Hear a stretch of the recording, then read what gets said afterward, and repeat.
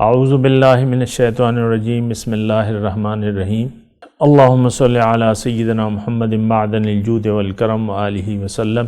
سامعین و ناظرین اکرام، السلام علیکم ورحمۃ اللہ وبرکاتہ۔ آج کا ہمارا موضوع یہ ہے کہ اللہ تعالیٰ کی ملاقات کے لیے شارٹ کٹ کیا ہے۔ دیکھیں، اللہ تعالیٰ نے انسان کو پیدا کیا ہے اور پھر اس کے لیے ایک دین بھجوایا ہے۔ دین جو ابتدا سے اس کا نام کیا ہے؟ اسلام۔ اللہ تعالیٰ ہمیں بھی جانتا ہے، ہماری طاقت کو بھی جانتا ہے، اور جو مقصد ہے وہ آپ کے سامنے واضح ہے کہ اللہ تعالیٰ کی ملاقات ہے۔ تو اس کے لیے اب اللہ تعالیٰ نے پہلے جو ہے وہ انتظام فرمایا ہے کہ انسان اپنی منزل تک پہنچ سکے۔ انسان کی دنیا میں آنے سے پہلے اس کے لیے وہ پروگرام وغیرہ برابر کیا ہے۔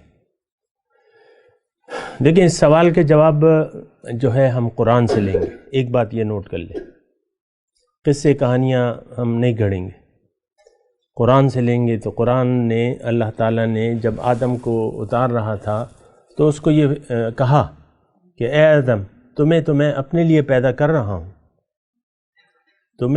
میں اپنے لیے پیدا کر رہا ہوں، اور تمہیں میں نے اپنی ملاقات کا شرف بخشنا ہے۔ تم میرا دیدار کر سکو گے اور میری ملاقات اور میرا قرب۔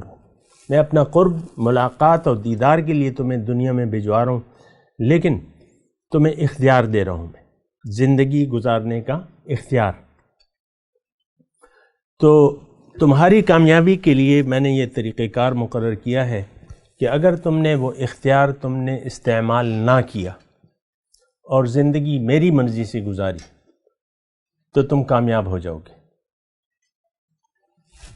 یہ وہ شارٹ کٹ ہے جو اللہ تعالیٰ کی ملاقات کے لیے شارٹ کٹ اللہ تعالیٰ نے بنایا ہے۔ اختیار دے دیا اور پھر کہا کہ تم یہ اختیار استعمال نہ کرو، یہ ایز اٹ از مجھے واپس دے دو، اس کو استعمال نہ کرو، مرضی سے زندگی نہ گزارو، مجھے مقصود بنا لو اور میرے کہنے کے مطابق زندگی گزارو تو بس تم کامیاب ہو جاؤ گے۔